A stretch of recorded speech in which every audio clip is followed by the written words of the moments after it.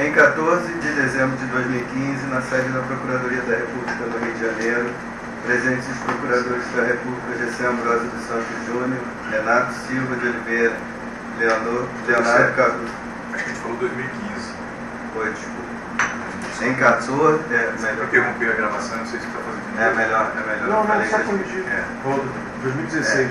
Em 14 de dezembro de 2016, na sede da Procuradoria da República no Rio de Janeiro, presentes os procuradores da República Gessé Ambrosio dos Santos Júnior, Renato Silva de Oliveira e Leonardo Cardoso de Freitas, compareceu o senhor Benedito Barbosa da Silva Júnior, devidamente acompanhado por seu advogado, seus advogados, que eu vou pedir que se identifiquem. Alexandre Wunderlich, OAB 36846, Rio Grande do Sul. Adriano Chaves Carrolim, OAB São Paulo, 280-660. A fim de prestar depoimento em razão da celebração de acordo de colaboração com o Ministério Público Federal. Neste momento, todos os presentes são cientificados da proibição do uso de quaisquer instrumentos de gravação ou registro de áudio ou vídeo próprios e declaram não estar fazendo uso oculto ou dissimulado de qualquer equipamento sob as penas legais. Os senhores confirmam? Confirmo. Observadas todas as cautelas de sigilo determinadas e atendendo aos ditames da Lei 12.850 de 2013, notadamente quanto ao disposto nos artigos 4º a 7º, indago ao senhor Benedito Barbosa da Silva Júnior. Os advogados, ora presentes, são seus defensores legalmente nomeados. O senhor renuncia ao direito ao silêncio, reafirmando o compromisso legal de dizer a verdade? Sim, senhor. O senhor pretende colaborar de forma efetiva e voluntária com as investigações e processos criminais nos termos firmados com o Ministério Público Federal? Sim, senhor. O senhor, junto de seus defensores, autoriza expressamente estar ciente do registro visual do presente ato de colaboração? Sim, senhor. O senhor está ciente de que os efeitos da colaboração premiada dependem de um ou mais resultados previstos no artigo 4º da Lei 12.850 de 2013? Sim, senhor. O senhor, no tocante ao anexo 24, termo de colaboração 24, Rodoanel, pretende responder às questões formuladas? Sim, senhor, pretendo. Vamos às questões. Passo a palavra ao doutor Leonardo Cardoso de Freitas. O doutor Benedito, anexo, termo de colaboração 24, anexo, parte 1 do fato 5, que é o Rodoanel. O senhor pode nos contextualizar? Sim, senhor. No início de 2005, eu fui procurado pelo meu executivo Roberto Cumplido, diretor de contrato, alocado ao cliente dessa em São Paulo, para que eu me envolvesse numa negociação que ele conduzia de um ajuste de mercado com empresas para a obra do Rodoanel.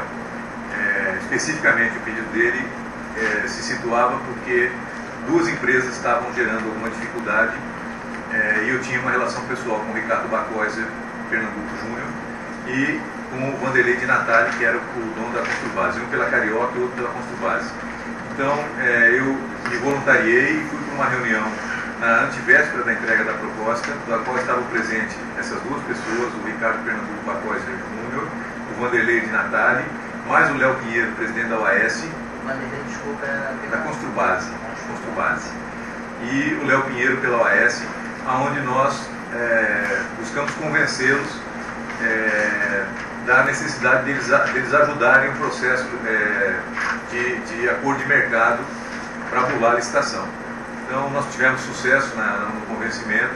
Eu fiquei com a incumbência de trazer o Vanderlei de Natali para trabalhar no lote que eu iria ganhar, e o Léo Pinheiro foi se entender com a Carioca para dar alguma solução para o desejo da Carioca. A verdade é que, após isso, no dia seguinte, as propostas foram entregues e, conforme organizado pelo mercado, as empresas designadas, cada uma ganhou o seu lote em consórcio. Eu fui consorciada com a Constran, e você tinha no processo ainda Andrade Gutierrez, Galvão Engenharia, Camargo Correia, Serveng, Silvio San, Mendes Júnior, Queiroz Galvão, Serra Almeida e Constran. Então, esse foi o processo que eu me envolvi na ajuste de mercado para bular a licitação do Rodoanel. Esse contrato foi ganho, foi assinado, mas ele efetivamente não se iniciou. Ele teve um processo de espera na troca de governo no início de 2007, com a entrada do Dr. José Serra.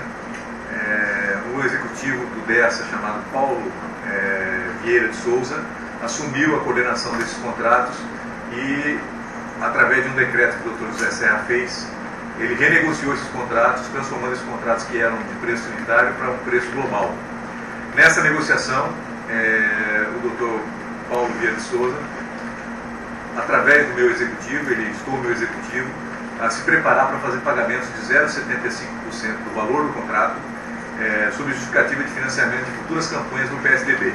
Quando o Roberto me trouxe o assunto, eu aprovei e o Roberto fez pagamentos ao longo da execução dessa obra nesse percentual do Dr. Paulo Vieira de Souza. O Dr. Paulo Vieira de Souza era o Paulo Preto, era uma pessoa, era um diretor do DESA naquela época.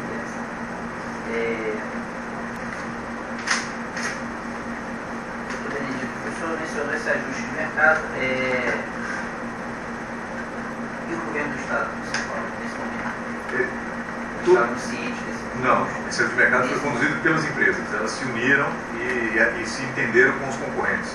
Não houve, até onde eu enxergo que o meu executivo me falou, não houve envolvimento do governo do Estado para tirar ou convencer alguma empresa a sair. Foi uma organização do mercado. Eu não entendi muito bem essa mudança de paradigma em relação à licitação. Eu não sei, talvez eu não me expressei corretamente. A licitação que foi feita durante o governo do Dr. Alckmin, ela previa que o contrato fosse feito de uma maneira por preço unitário, um contrato convencional de 866. Quando o Dr. José Serra entrou, por algum motivo ele decidiu que não, ele decidiu renegociar todos os contratos com fornecedores, não só esse. Fez um decreto logo no primeiro e segundo dia de mandato de 2007, e o nosso contrato, que estava assinado, mas não estava em execução, caiu nessa renegociação. Então foi feita uma renegociação relativamente pesada, onde se tirou o escopo, se ajustou e se fechou o preço, ou seja, nós passamos a assumir alguns riscos na execução desse projeto. Durante essa negociação, no final dela, houve esse pedido de pagamento indevido. Mas o senhor Paulo Vieira de Souza, o Paulo Preto, ele entrou no começo dessa negociação já? Já entrou no começo da negociação. Ele já quando entrou, ele já assumiu a coordenação dessa negociação. Assumiu com a novidade, com essa mudança. Com a mudança, ele só foi falar do 0,75 no final. Ele só falou do 0,75? O senhor teve contato com ele? Eu conheci o Dr. Paulo Preto porque era uma pessoa notória, eu tive acho que 2 reuniões ao longo de 8 anos com ele. Ele me conhecia muito porque meu executivo falava e ele sabia quem eu era. Uma das vezes nós nos encontramos num estádio, a gente gosta do mesmo time, e veio falar comigo e falou: pô, você aqui não sabia que você gostava que vinha do jogo do Corinthians? Falei: às vezes vem do Rio pra cá só para assistir.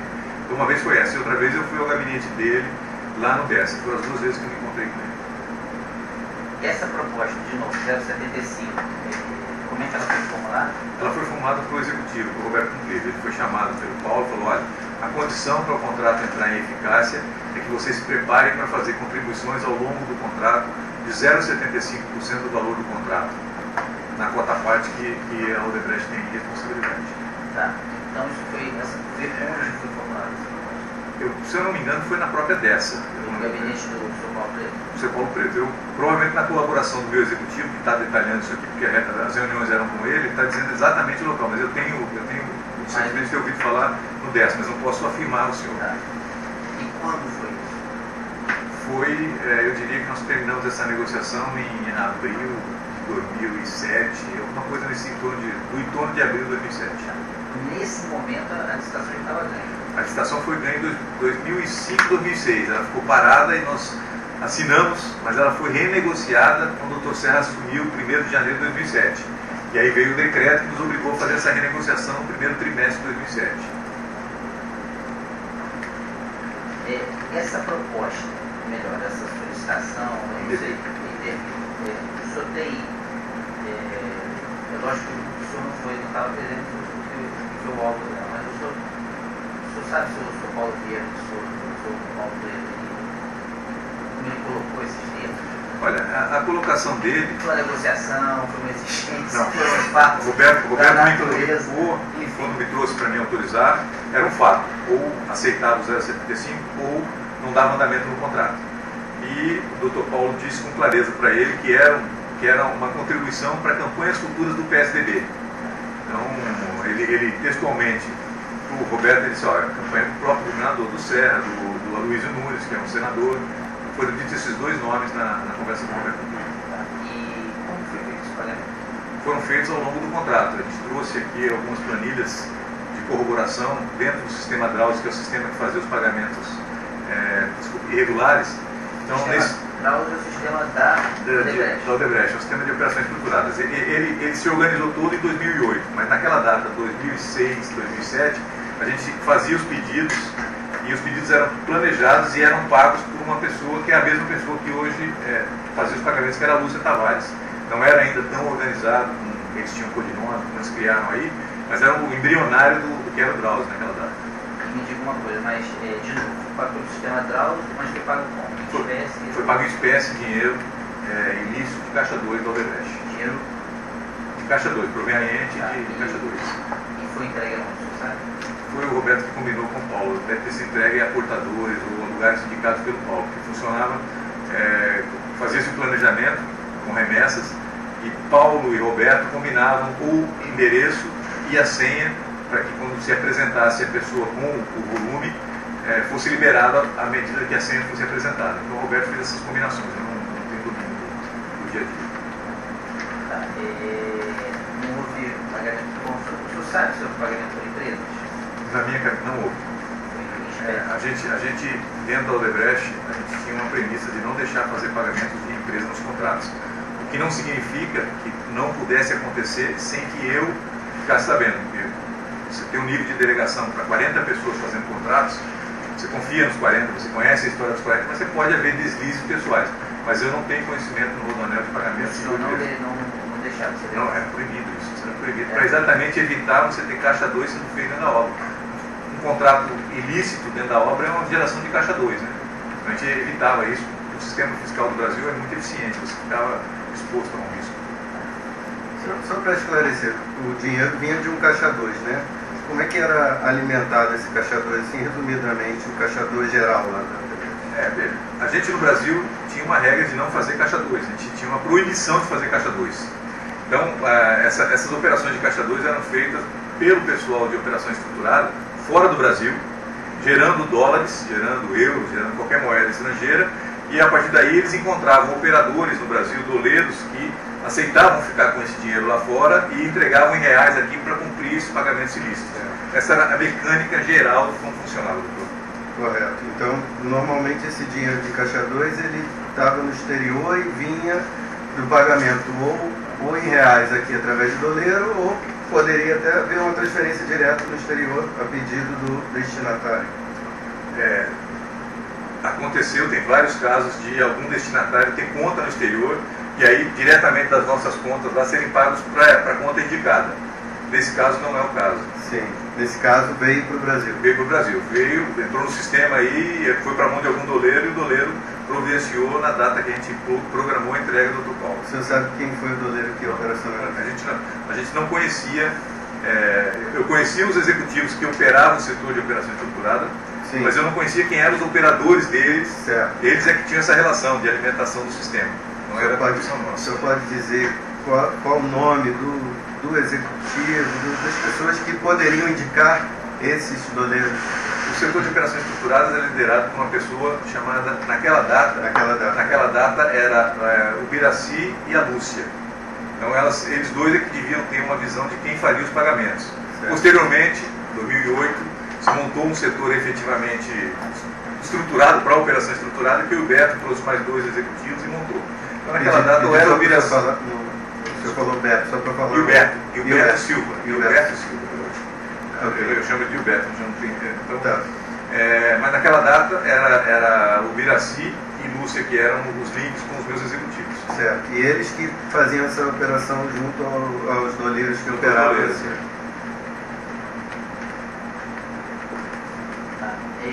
O consórcio do senhor, qual é? Foi com a Constrando. Você sabe se ela pagou? É bem provável que ela tenha pago. Mas o senhor não tem essa. Não tem. E os outros lotes? Eu acredito que tenha acontecido a mesma coisa, porque quando o Roberto me colocou que era uma imposição, ou aceita o 0,75 ou o contrato não vai seguir, vai ser relicitado, vai chamar o segundo colocado, eu acredito que todo mundo teve a mesma colocação, que todos os consórcios que venceram no ajuste de mercado continuaram. E ainda uma pergunta sobre esse 0,75. Nem essa porcentagem foi aberta para discussão.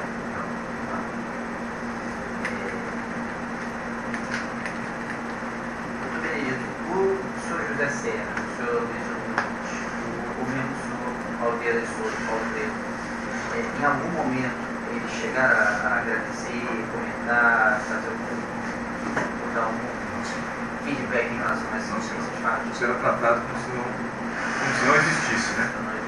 Se não fosse o comprovante que a gente tem a conversa acontecida aí, o roteiro, a gente ficava só na minha palavra. Tá, mas o senhor conhece o senhor Luiz? Conheci o Dr. Luiz numa reunião única específica em 2008, 2007. O Dr. José Serra, enquanto governador, eu tive pelo menos umas 5 ou 6 reuniões levado por um executivo que foi presidente da holding, que é a pessoa com quem ele se relaciona, mas sempre acompanhado, ele não me recebia sozinho, não tinha intimidade.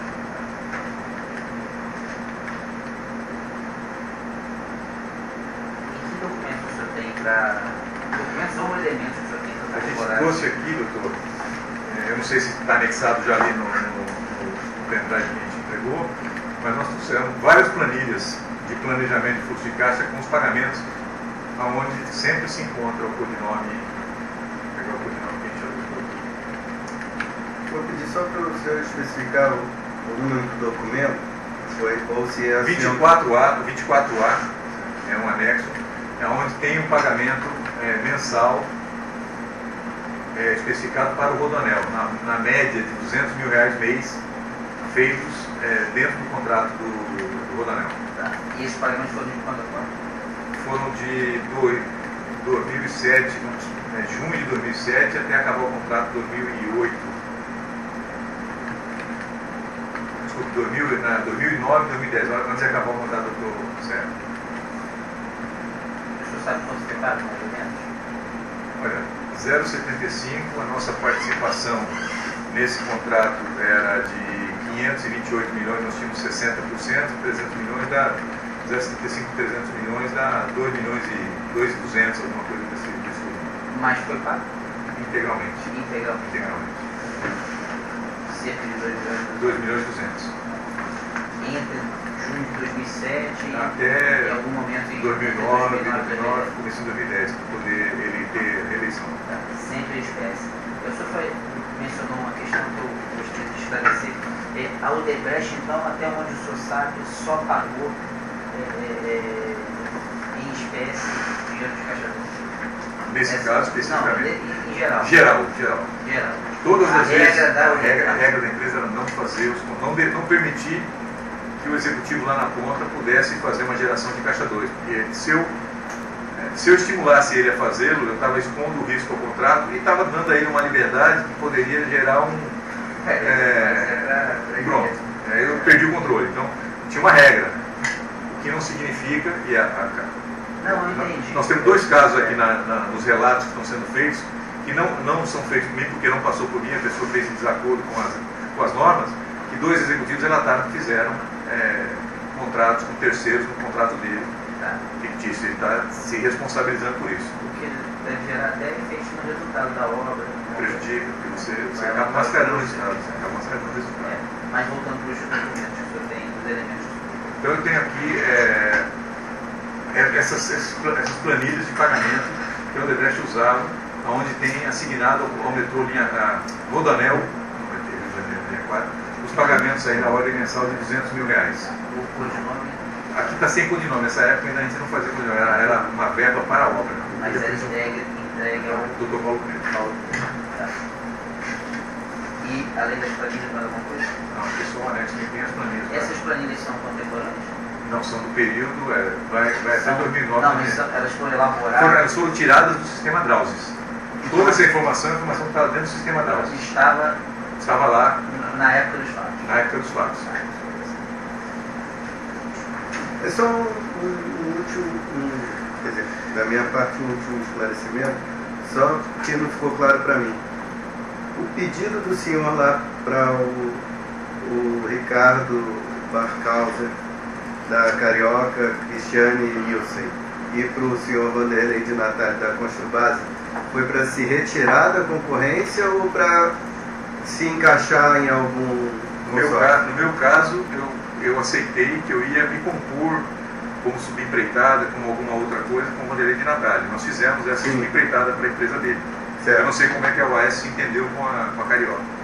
Para facilitar, no momento que todo mundo chegou ao consenso que a gente tinha que se resolver e que não adiantava resolver em 4, até porque a OAS estava num consórcio e estava no outro, então ficou decidido que eu me entenderia com o seu Vanderlei de Natal e a OAS entenderia com o Dr. Ricardo Bacosa. Então eu tirei o Dr. Vanderlei e coloquei com o meu executivo que cuidava do negócio, que era Roberto Cumprido, e a partir dali saiu uma subempreitada que foi feita pela Construbase dentro do meu contrato. E serviu de contrapartida para a Construbase? Serviu como contrapartida para ela não seguir na licitação. Perfeito. O senhor fala, o documento que foi entregue agora, qual foi mesmo? Foi nesse pendrive? No primeiro dia dos depoimentos, dia de ontem, nós entregamos um pendrive aos procuradores aqui do Distrito Federal com a atualização de alguns anexos. E esse anexo que o Júnior depôs é o 24A. Tá na pasta, eu estou com o pendrive aqui, está na pasta anexos e dados de corroboração, 24A.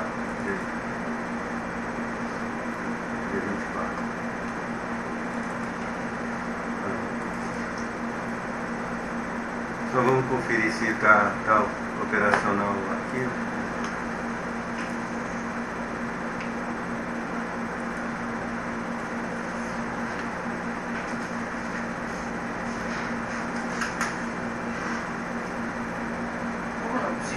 Tá. Drauzes. Deixa eu ver aqui. DRA. Não, é americanizado. Deixa eu ver se eu acho aqui. DRO, USY. DROU-SYS. Drauzes. Acho que é assim. Eu só fui conhecer o sistema agora. A gente não tinha acesso ao sistema, não operava o sistema. Então, é uma coisa específica do setor de operação estruturada. Essa certa compartimentação, né? Claro que o senhor não vai conhecer detalhes de sistemas de cada setor, mas me parece que há uma certa compartimentação do setor de operações estruturadas. O senhor confirma isso? Sim. Eles tinham um certo, digamos assim, um certo grau de sigilo no trato com o resto de outros setores da empresa. Em princípio, eles estavam estruturados para que 2 deles cuidassem das operações internacionais e 2 deles cuidassem da operação no Brasil. Era essa a estruturação. Mas, pelo que os meus advogados, que foi quem navegou no Drauzes para encontrar as informações que eu precisei, eles me diziam que as coisas se misturavam, que os e-mails falavam coisas... Era um e-mail próprio deles, entre os operadores e os nossos executivos que cuidavam. Não me parece que havia um sigilo. Os diretores de contrato tinham acesso... Não tinham acesso, não. Mas tinham acesso aos as pessoas do setor que elas operavam. No momento que você definia que ia fazer um pagamento ilícito, você informava a uma das pessoas e ela colocava no sistema que haveria um pagamento ilícito para aquela obra, para aquele codinome. A partir daquele e dizia quem poderia operar aquele pagamento ilícito dentro da companhia. A partir daquele momento, na outra ponta, quem fazia os pagamentos sabia que tinha uma reserva, uma conta garantida para aquele codinome. E quem tinha autorização para tratar daquele codinome era o executivo X. Esse executivo X mandava um planejamento atrelado ao codinome, com dados para pagamento, e ele recebia na data que estava planejado um input, o pagamento está liberado, onde é que nós vamos entregar o pagamento? E aí ele cobrava de quem ia receber, do Paulo Preto, onde é que o senhor vai? Vai entregar na minha casa, vai entregar para tal pessoa, endereço tal. Aí o meu executivo dava a ele uma senha para que fosse, quando se apresentasse alguém com um volume ilícito lá, ele desse essa senha para liberar o dinheiro. Era assim, genericamente era assim funcionava. Ficou claro para o senhor? Ficou. Está relativamente Com relação ao Paulo Vieira de Souza, o senhor sabe quem era o interlocutor que passou direto dele?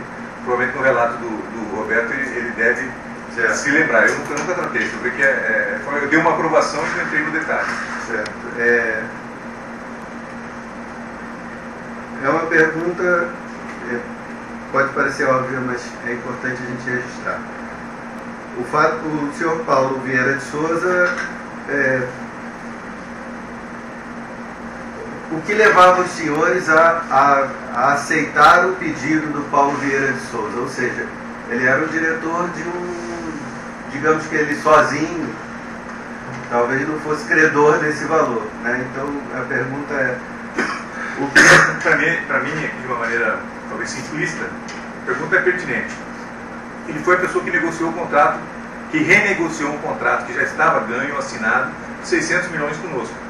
Então isso dava a nos entender que nessa negociação, que foi uma negociação lícita, feita dentro da dessa, houve assuntos que foram tirados do contrato e foram assuntos que foram incluídos e que ele teria poder para incluir e tirar. Então quando ele concluiu essa negociação e ele fez o pedido, meu executivo enxergava que ele tinha o poder de fazer esse pedido. Certo. Agora, ele é uma figura notória ligada ao partido, ele não é um diretor que estava ali tecnicamente colocado e que estivesse talvez fazendo um pedido especificamente para si próprio. Essa é a leitura que o meu executivo fez. Os senhores reconheciam nele uma pessoa que poderia falar em nome do partido para pedir uma doação para o partido. Eu não sei se nós vamos passar, mas eu acho que eu ouvi o senhor falar. Nós vamos chegar no relato do Dr. Kassab, onde ele, num convênio que a prefeitura tinha com o Dessa, ele faz um pedido com o executivo meu. Esse executivo vira para ele e fala: não vou fazer o pagamento porque nós já doamos ao candidato Kassab um valor muito maior do que o senhor está pedindo. Então não vou fazer esse pagamento. Então ele tinha essa capacidade de articular as pessoas em torno dele politicamente. Certo. Deixa eu responder a sua pergunta. Nesse caso específico, não houve nenhum pagamento, nenhuma doação registrada na Convertida, campanha? não. Só a Caixa 2? Só a Caixa 2. Tanto por parte da Odebrecht quanto do... Provavelmente por parte do meu sócio. Eu não posso falar que o sócio... Nem todas as empresas tinham facilidade para ter Caixa 2. Não, estou perguntando, assim, não houve um... Não seria nem cabível, né? Mas não houve registro disso como uma doação eleitoral regular. Não. O que eu ia tentar colocar para o senhor é que a gente... 99% das vezes a gente não misturava o que era o dinheiro de Caixa 2 para convertê-lo em doação, como a maioria das empresas fazia. Que era falar: estou te devendo tanto de propina, então eu vou pegar essa propina e vou te dar em oficial. Nós não misturávamos. Não tinha essa prática. Não tinha essa prática. Era uma coisa que a doação, quando a gente definia, era uma coisa institucional nossa. Sim, e aí eu indago. Quando havia uma doação então, registrada, normalmente não vinha... Eu diria para o senhor que 99% não é uma conversão de propina convertida em doação. Sim. Como um meio de facilitar a nossa vida. Certo. A gente tinha uma capacidade de gerar a Caixa 2 no sistema que permitia que a gente tratasse as coisas separadas. E a gente não falou especificamente, mas a gente, quando eu detalhei o sistema de doação eleitoral da Odebrecht, que era composto por 3 vetores de doação: a doação oficial, a doação por terceiros, que eram empresas que a gente identificava, fazia a doação e depois nós nos entendíamos com ela como repagar, ou de Caixa 2, eu expliquei com clareza que a gente fazia isso de uma forma a não deixar transparecer que o oficial era um número limitado por cargo, para não gerar uma assimetria que me expunha numa discussão com alguém que falava: porque o senhor doou 500 mil para o governador X no estado Y, e para isso eu quero doar metade do X, eu sou um candidato a governador também, eu sou menos importante que o senhor. Então o oficial tinha uma lógica nossa, para não gerar uma assimetria e não ter uma pressão contra nós. Aí a gente compensava isso com terceiros, que não ficava aparecendo que nós estávamos doando, ou com o Caixa 2. Então eu detalhei bem isso num relato específico de contribuição eleitoral. Sim. Eu tenho aqui, eu abri o arquivo aqui, é o anexo 24.a PDF, planilha que os senhores entregaram, né? Aqui tem período de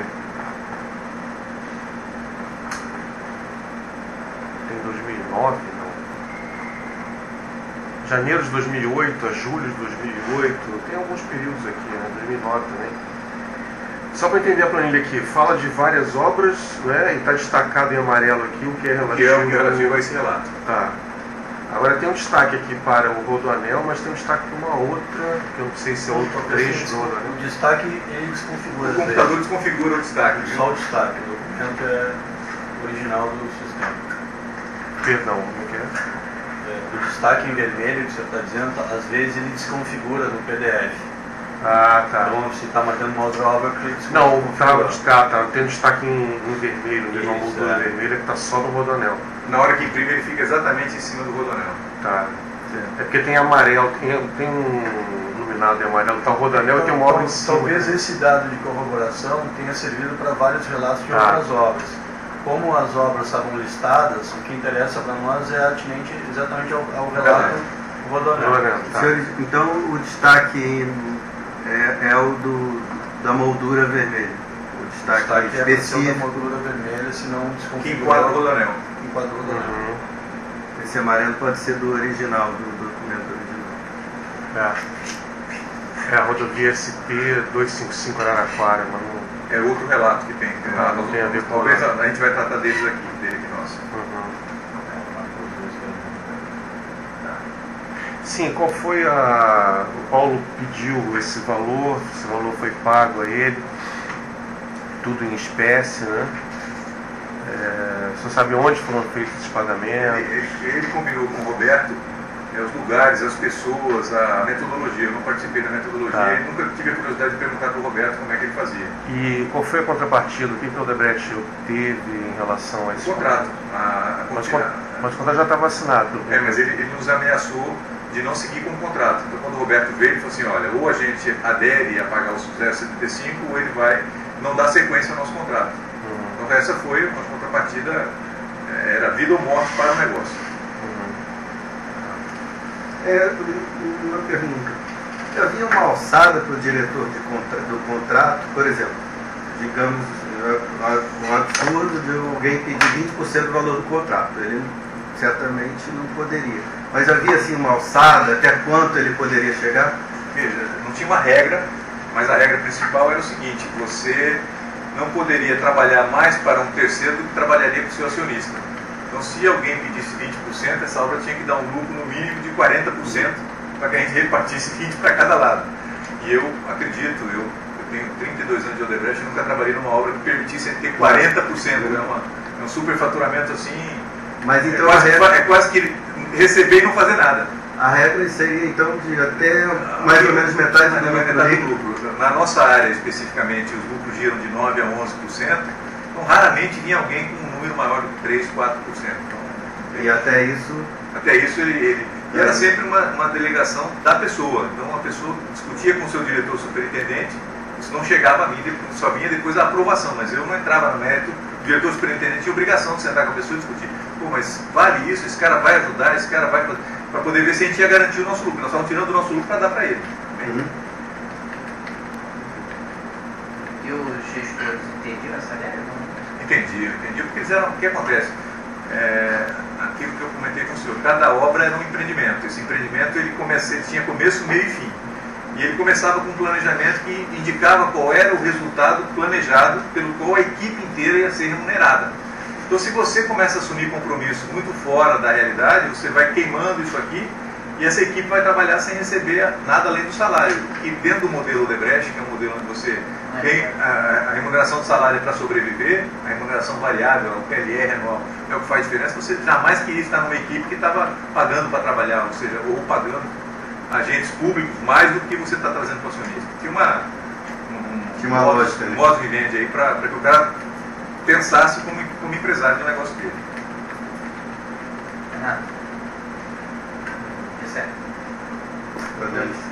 Eu acho que só para facilitar, doutor, perguntar ao Júnior se Paulo de Souza aparece num outro termo de depoimento número 35, no ano de 2011. Eu não sei de cabeça. Eu sei que eu tenho dois outros relatos que o Paulo de Souza é tratado. Paulo Vieira de Souza. Paulo Vieira de Souza, vulgo Paulo Preto, é tratado. Tem 2 outros relatos. 35 eu não sei qual é a cabeça. Você sabe dizer só Os dois temas são um que eu já citei aqui, um pedido dele para um executivo envolvido numa obra para uma campanha do Dr. Kassab, e o meu executivo disse, não vou fazer porque o Odebrecht já fez uma doação maior que essa para essa campanha, então não é devido eu pagar novamente. E aí tem um outro relato que em determinado momento o Dr. Paulo Souza tinha um volume de dinheiro guardado com ele procurou alguém dentro da companhia, essa pessoa me procurou, eu não consegui identificar quem foi, e o meu setor de operação estruturada, num relato específico que está aqui dentro, foi lá, pegou esses 7 milhões de reais e depois nós compensamos esses 7 milhões de reais com um terceiro que ele trouxe para pagar lá fora. Então, apareceu uma terceira pessoa indicada por ele, e trouxe uma conta lá no exterior e essa pessoa recebeu o dinheiro do meu setor de operações estruturadas. É um relato que está aí dentro, que já até comentamos hoje. Eu